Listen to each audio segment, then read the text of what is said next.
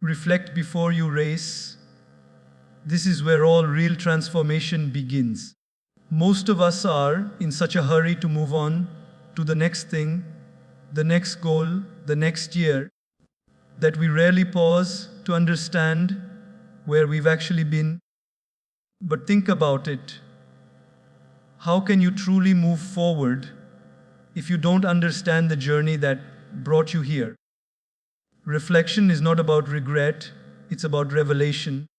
It's about learning the language of your own life so that your next steps are guided, not guessed. Every year, people talk about running faster, working harder, and achieving more. But speed without direction only leads to exhaustion. Imagine driving your car at full speed without knowing where you're going. You'll burn fuel, not reach your destination. That's exactly what happens when we rush into a new year without reflection. We end up chasing activity, not purpose. So, before 2026 starts, stop and ask yourself, what did 2025 teach me? Not just what I gained, but also what I lost. Not just what went right, but also what went wrong. Every success you celebrated and every failure you faced has a story to tell. If you listen closely, those stories will teach you lessons that no book, no teacher, and no motivational video ever could. Think about the moments that made you proud, those victories, big or small, that showed you what you're capable of.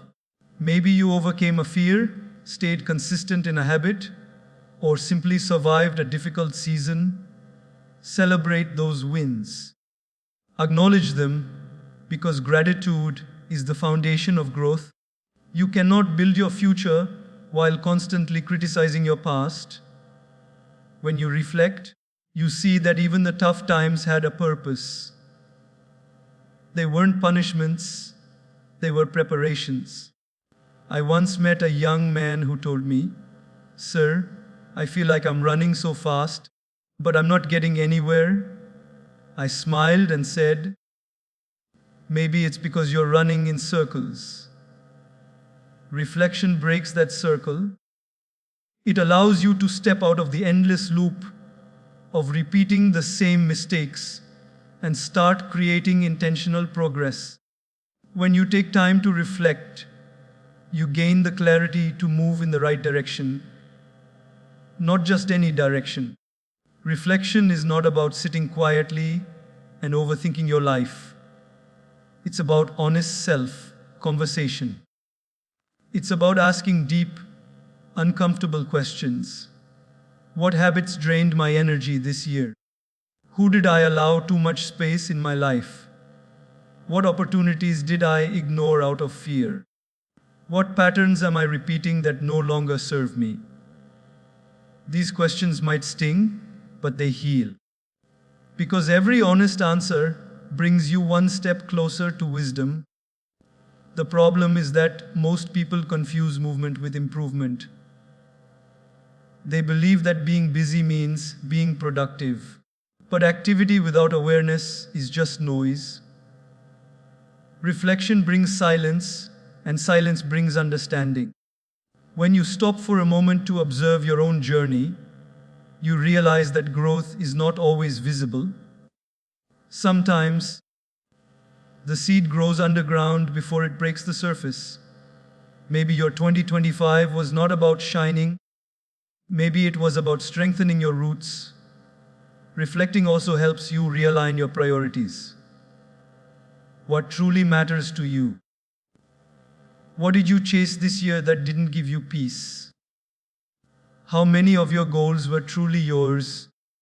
And how many were borrowed from the world's expectations? Society often tells us to achieve more, earn more, and do more. But sometimes progress means less comparison, less distraction, less pretending.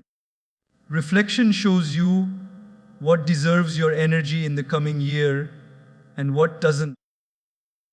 And reflection isn't just about looking back, it's about looking within. The outer world will always demand more from you, but the inner world will tell you what you really need. Maybe 2025 taught you patience. Maybe it taught you how to let go. Maybe it showed you that not every closed door was rejection, some were protection.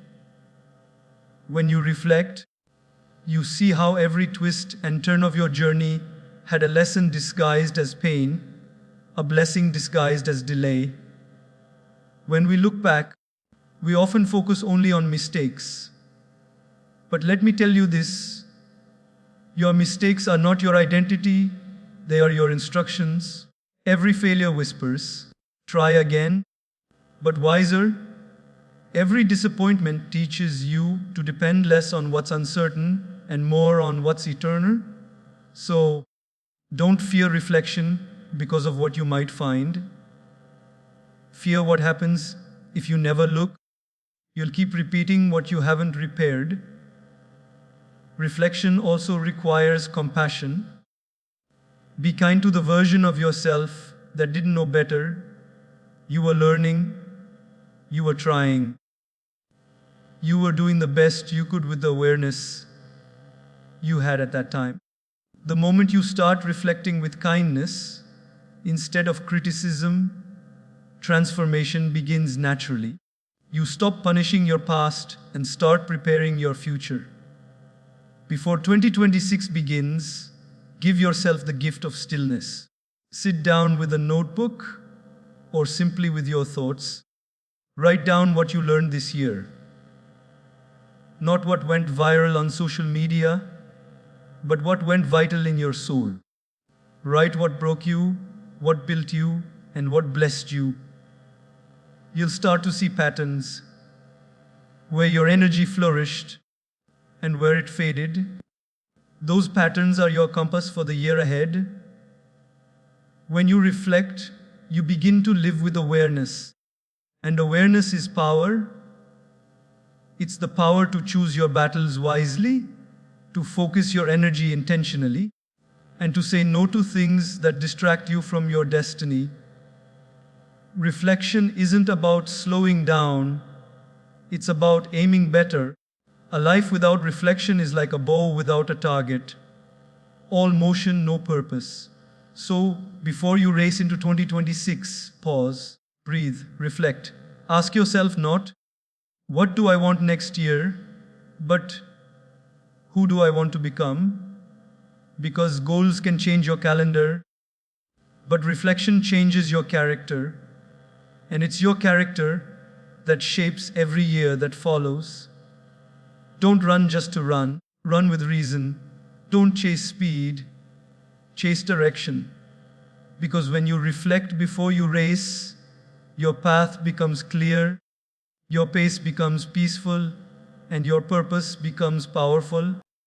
Declutter your life, not just your room, not just your schedule, but your entire existence.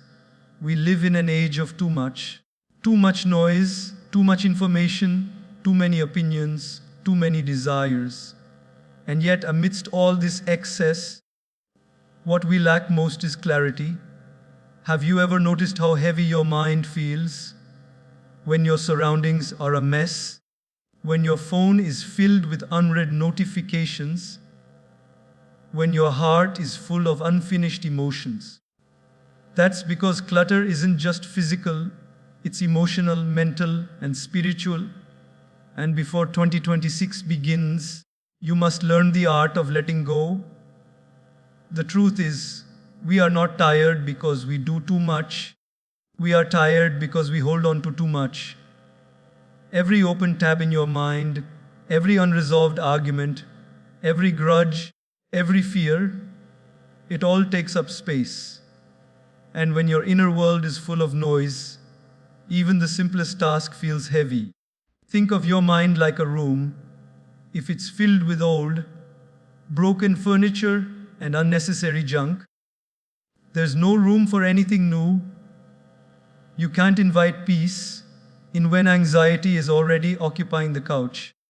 Letting go is not weakness, it's wisdom. It's the courage to say, I don't need this anymore. You don't have to carry every person, every opinion, or every memory into your future. Some people were lessons, not lifetimes. Some chapters were meant to end, not be rewritten again and again. Yet we cling to people who drain us, to habits that hurt us, to versions of ourselves that no longer fit the person we're becoming. We cling because letting go feels like losing control. But in reality, letting go is how you gain control. Control over your peace, your time, your focus, your joy. Before 2026 begins, take inventory of your life. Start with your physical space. Look around your room, your home, your workspace. What does it say about your state of mind? The piles of things you keep, just in case, the clothes you haven't worn in years, the items you've held onto for sentimental reasons, all of it carries energy. Every unnecessary object holds a silent story of attachment, fear, or indecision. Clean it, organize it, release it. When your physical environment becomes lighter, your mind follows. There's something almost spiritual about cleaning your space. It's like cleansing your soul through action. But decluttering goes beyond what we can see. It's about simplifying your digital life too. Our phones, once tools, have become prisons of distraction. Endless scrolling, constant notifications, and the pressure to stay updated have filled our minds with useless noise. Unfollow accounts that make you feel inadequate. Delete apps that waste your time. Mute the chaos. Every time you declutter your digital space, you reclaim a piece of your mental space.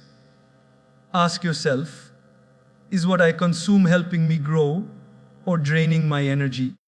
Because what you allow in your screen eventually seeps into your soul. Then there's emotional clutter, perhaps the heaviest kind, old grudges, unspoken apologies, and unresolved guilt quietly pile up inside us. We often underestimate how much emotional baggage weighs us down. You can't run freely toward your future if you're still dragging the weight of yesterday. Forgiveness is one of the most powerful forms of decluttering. Not because others always deserve it, but because you deserve peace. Let go of the resentment. You can't change the past, but you can stop it from poisoning your present. Some relationships, too, need decluttering. This doesn't mean you stop loving people. It means you start loving yourself enough to set boundaries. There are people who add energy to your life, and there are those who constantly drain it. You already know who they are. The truth is you become like the people you spend time with. If you surround yourself with complainers, you'll start to complain. If you surround yourself with dreamers, you'll start to dream. Protect your energy. Choose people who inspire growth, not those who feed your chaos. And sometimes the clutter lies not in things or people, but in our thoughts. We hold on to what if, why me, and I can't. These are the mental cobwebs that keep us from stepping into our potential. Watch your inner dialogue. Replace self-doubt with self-belief, fear with faith, and anxiety with awareness. When you learn to silence the unnecessary chatter of the mind, your intuition, that quiet, wise voice within, becomes clear. Decluttering is also about simplifying your commitments. Many people confuse being busy with being purposeful. But business is not the same as productivity. If you're doing 100 things that don't align with your purpose, you're only scattering your energy. Choose fewer, meaningful goals over endless, meaningless tasks. Say no more often. Protect your time like it's your most valuable currency because it is. Every yes to something unimportant is a no to something that truly matters. When you start decluttering your life, something magical happens. You start breathing again. There's space for peace, space for creativity, space for joy. You begin to notice the small, beautiful things that were always there but drowned beneath the noise. You begin to live, not just exist. Letting go doesn't mean you stop caring. It means you stop carrying what's not yours to carry. You don't have to hold every broken piece. You don't have to fix everyone or everything. Sometimes the most powerful step you can take is to step back, to create space for better energy, better people, and better opportunities to flow in. So, before 2026 starts, declutter your home, your phone, your heart, and your mind. Make room for what truly matters. You don't need to fill every silence, respond to every message, or explain every decision. Peace doesn't come from adding more, it comes from needing less. You'll realize that simplicity is not the absence of abundance. It's the presence of meaning. A clear space creates a clear mind, and a clear mind creates a powerful life. Let go of what's heavy. Release what's unnecessary, and as you do, you'll find that everything you were searching for, clarity, peace, and purpose, was waiting underneath all along, hidden beneath the clutter you were too afraid to release. This year, choose lightness, because when you travel light, life feels right. Reconnect with your purpose. Those 4 words sound simple, but they hold the power to completely change the direction of your life.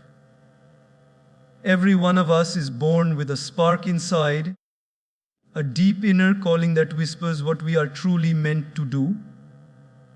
But somewhere along the way, that whisper gets drowned out by the noise of the world, the expectations of society, the opinions of others, the pressure to fit in, to impress, to achieve. We start chasing things that look successful instead of things that feel meaningful. And before we even realize it, we're running fast, but in the wrong direction. So many people wake up each morning and go through life on autopilot. They wake up, go to work, come home, scroll through their phones, go to bed, and repeat. Day after day, week after week. Yet, if you stop one of them and ask, why do you do what you do? Most won't have an answer beyond, because I have to. But purpose isn't about what you have to do. It's about what you love to do, what lights you up from within, what gives your life direction and meaning. Without purpose, even success feels hollow. With purpose, even struggle feels sacred. There's a story of a man who spent his whole life climbing the ladder of success, only to realize at the top that his ladder was leaning against the wrong wall. That's what happens when you live without purpose. You keep achieving, but you never arrive. You keep moving, but you never feel fulfilled. Because achievement without alignment is emptiness disguised as success. Before 2026 begins, take time to reconnect with that inner compass, the one that knows what truly matters to you. You don't have to look far. Your purpose isn't hiding in some distant mountain or secret book. It's already within you. It's found in the things that make you feel alive, in the causes that stir your heart, in the moments where you forget the world because you're so immersed in what you're doing. Think about what you loved doing as a child before the world told you what was practical, profitable, or prestigious. Often, Your purpose is hidden inside those forgotten passions. Many people think purpose is a career or a title. It's not. Purpose is not what you do, it's why you do it. Two people can have the same job, but completely different levels of fulfillment because their intentions are different. One works for a paycheck, the other works to make a difference. The job is the same, but the meaning is not. When your work aligns with your purpose, every effort feels worthwhile. When it doesn't, every victory feels empty.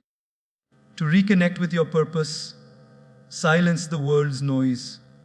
Stop comparing your path with others. Everyone's timeline is unique.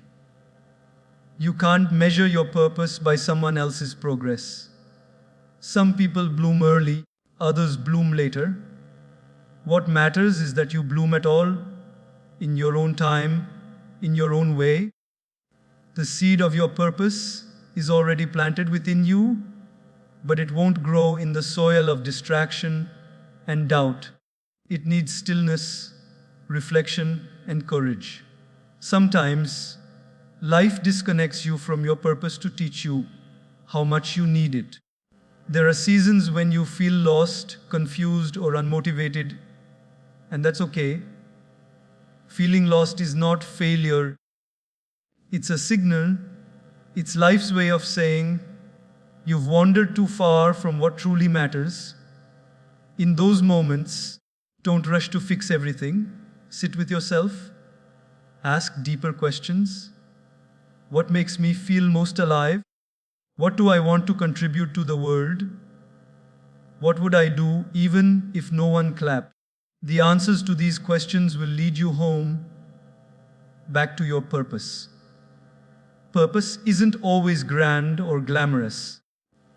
You don't need to be a world leader, an influencer, or a billionaire to live purposefully. Sometimes, your purpose is to raise kind children. Sometimes it's to create art that moves hearts. Sometimes it's simply to spread love and light wherever you go. The size of your purpose doesn't matter. The sincerity of it does. What matters is that you wake up every day knowing that your existence makes a difference, no matter how small. When you reconnect with your purpose, you start living with clarity. You stop chasing everything and start choosing wisely.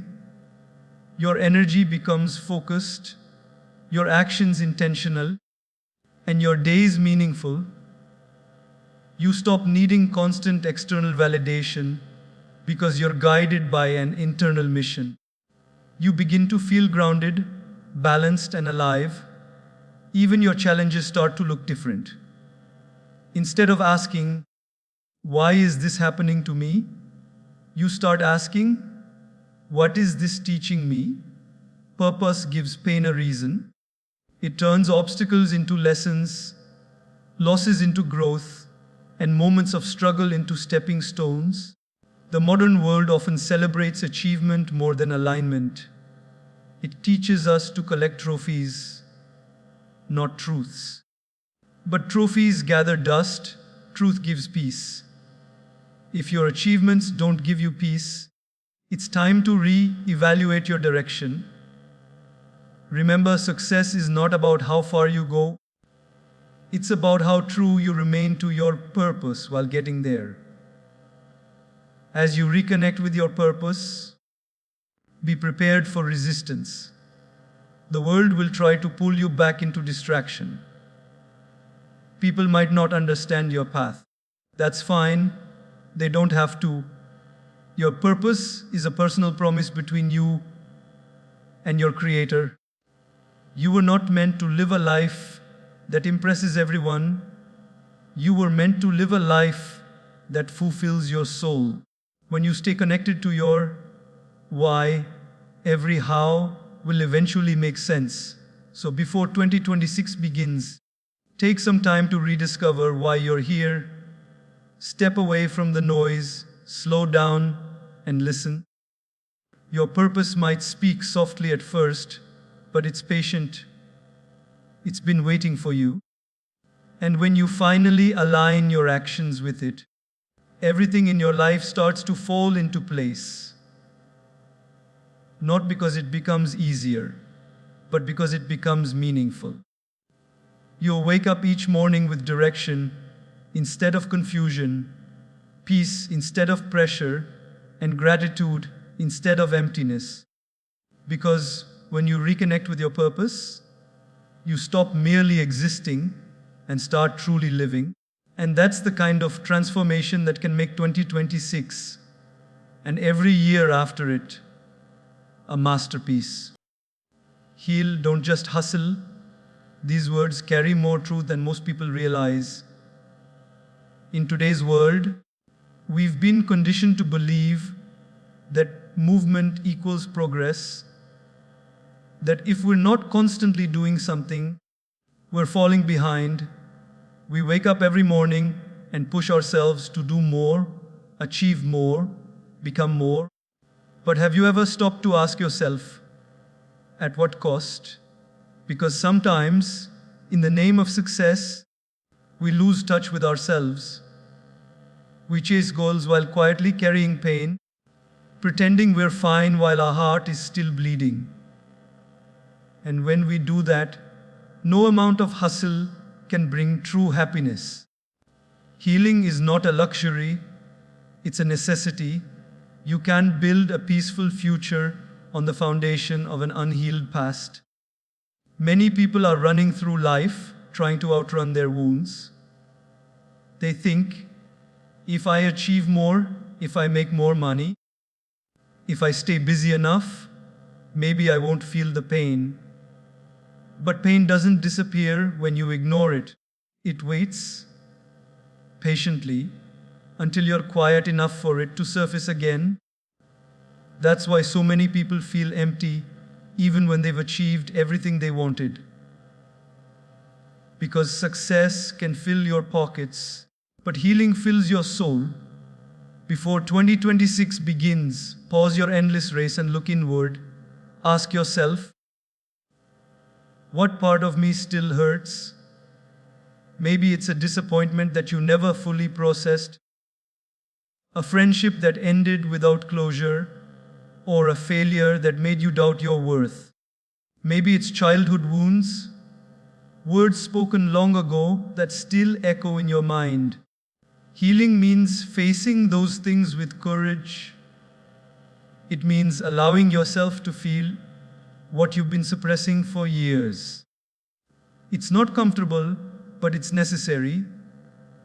You cannot grow while avoiding your own truth.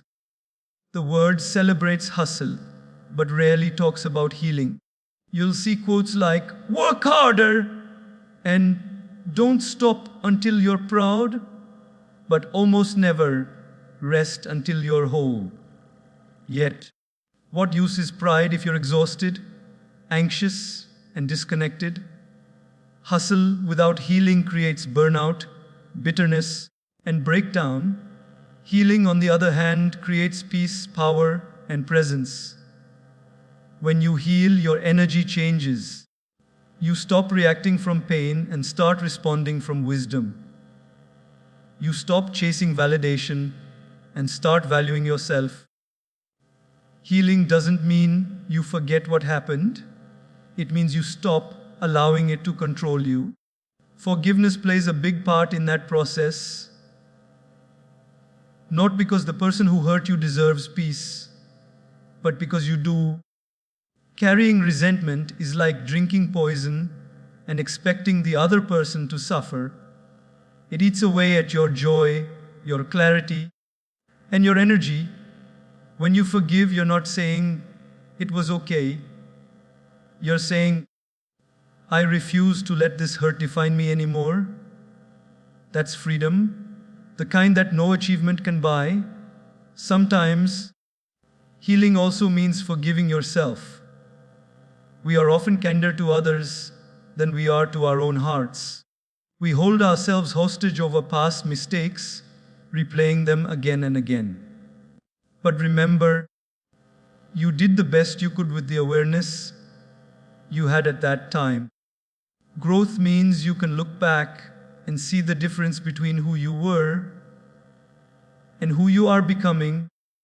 Don't let guilt block your growth. The past was your teacher, not your prison. To truly heal, you have to slow down. Stillness is medicine for the soul.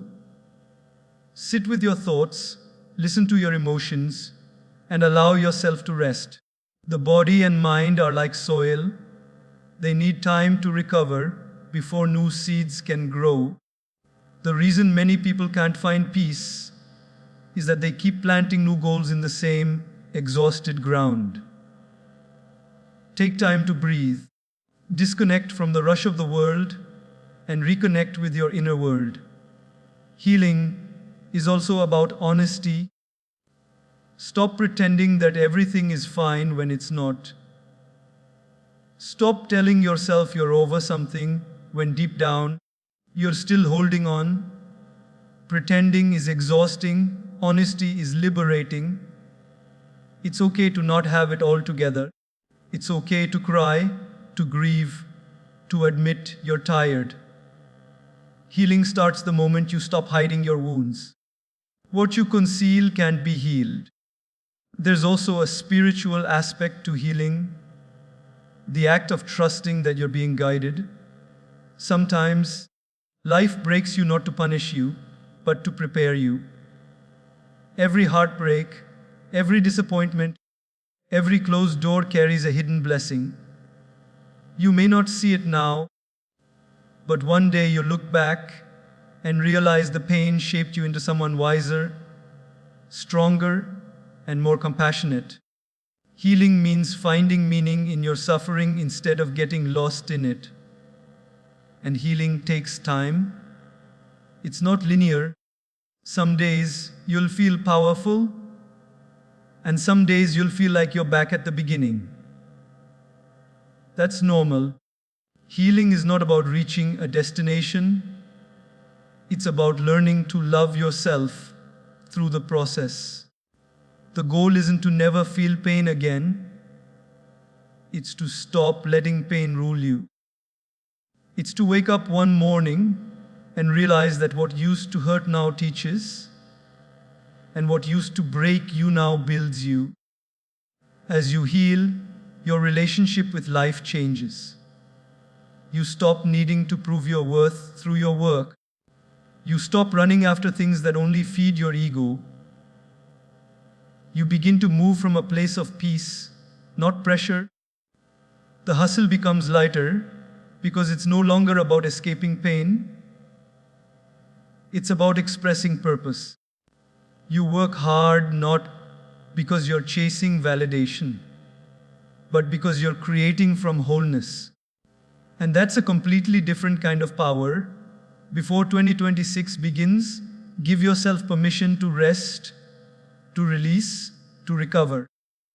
You don't have to enter the new year carrying the same old wounds. You don't have to keep wearing strength as armor. True strength isn't about how much you can endure.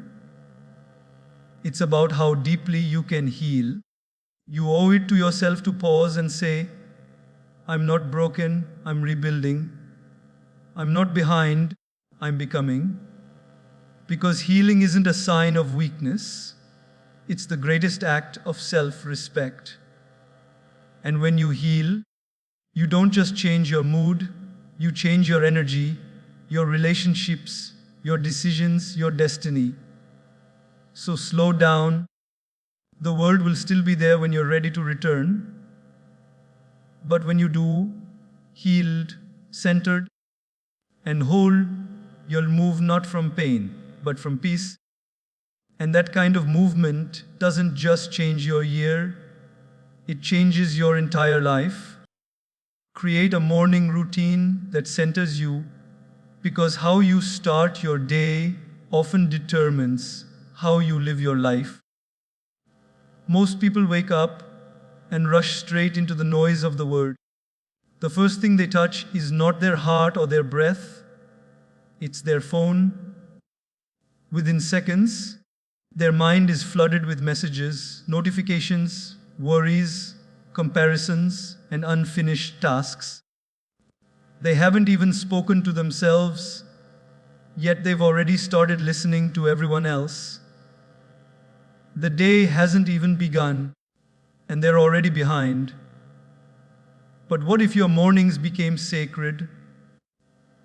What if, before the world demanded your attention, you gave it to yourself first?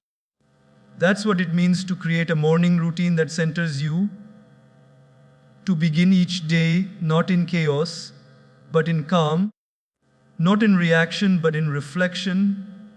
When you wake up, your mind is like a blank page.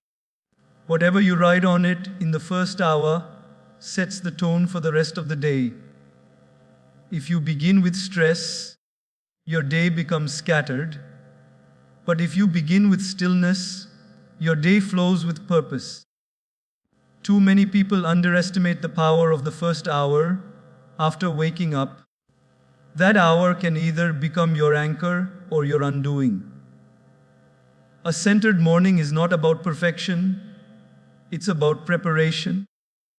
It's about preparing your mind, body, and soul to face the world with balance, not burnout. There's something almost spiritual about the early morning.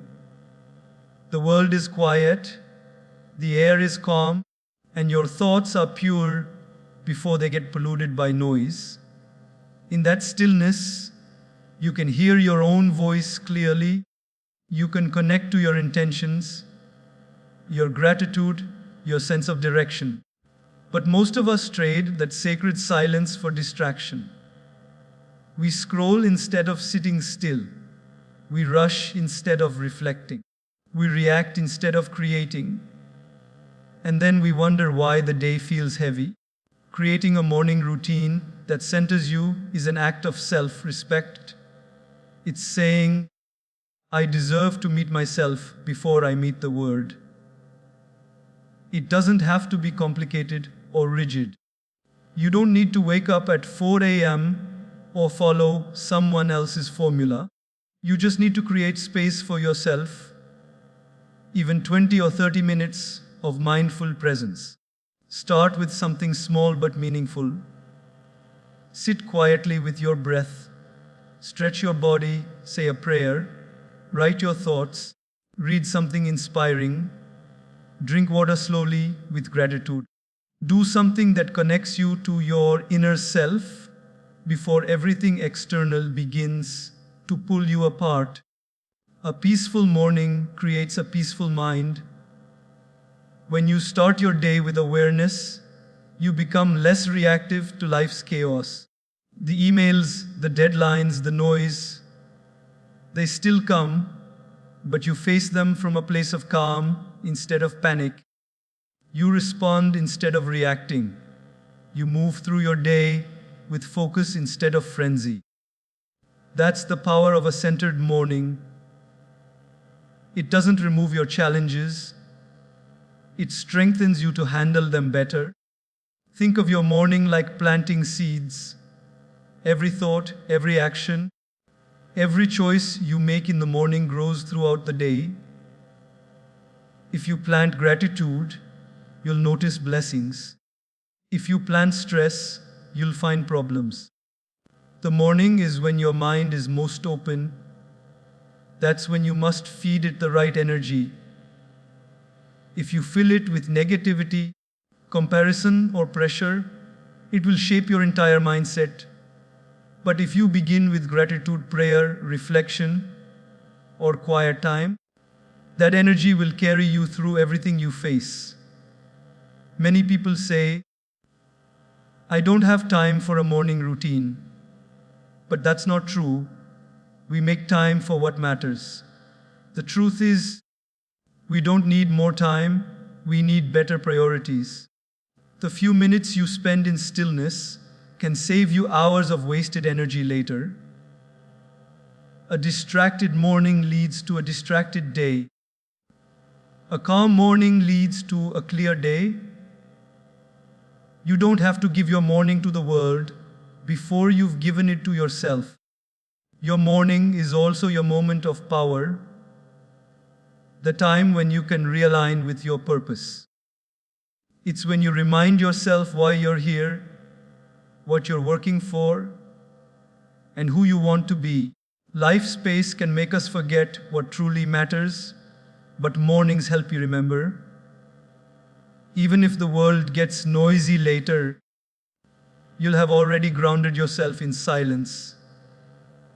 That inner calm becomes your anchor, no matter how stormy the day gets. One of the most beautiful things about having a morning routine is that it teaches you consistency. It's not about doing something huge, it's about doing something small every day with awareness. When you show up for yourself each morning, you build self-trust. You begin to feel in control of your life again. You stop feeling like a victim of your schedule and start becoming the creator of your day. Even 5 minutes of mindfulness, done sincerely, can shift your entire energy. Creating a morning routine also means learning to wake up with gratitude. Before reaching for your phone, reach for a thought of thankfulness. The fact that you opened your eyes is a miracle. Someone, somewhere didn't get that chance today. When you begin your day with gratitude, you tune your heart to abundance instead of lack. Gratitude shifts your entire vibration. It opens your eyes to what's right instead of what's missing. And remember, a morning routine is not about control. It's about connection. Don't make it a chore or a checklist. Make it something that nourishes you. Some mornings will feel peaceful, others chaotic, and that's okay. What matters is that you show up for yourself consistently. Even if your routine changes, the intention remains the same: to begin your day in alignment with your highest self. Before 2026 begins, commit to building mornings that feed your soul. If you win the morning, you win the day. You don't need a perfect routine. You need a present one. Maybe it's 15 minutes of silence. Maybe it's journaling. Maybe it's reading something uplifting. Whatever it is, let it remind you that you are not just a doer. You are a being. You are not just meant to survive each day, you are meant to live it fully with awareness and grace. So tomorrow morning, when you open your eyes, don't rush. Take a deep breath. Feel the air filling your lungs. Smile, not because everything is perfect, but because you're alive, and that's a gift. Whisper gratitude for one more chance to grow, to love, to try again. Then step into your day, not as someone running from chaos, but as someone radiating calm, because a centered morning doesn't just set the tone for your day, it sets the tone for your entire life.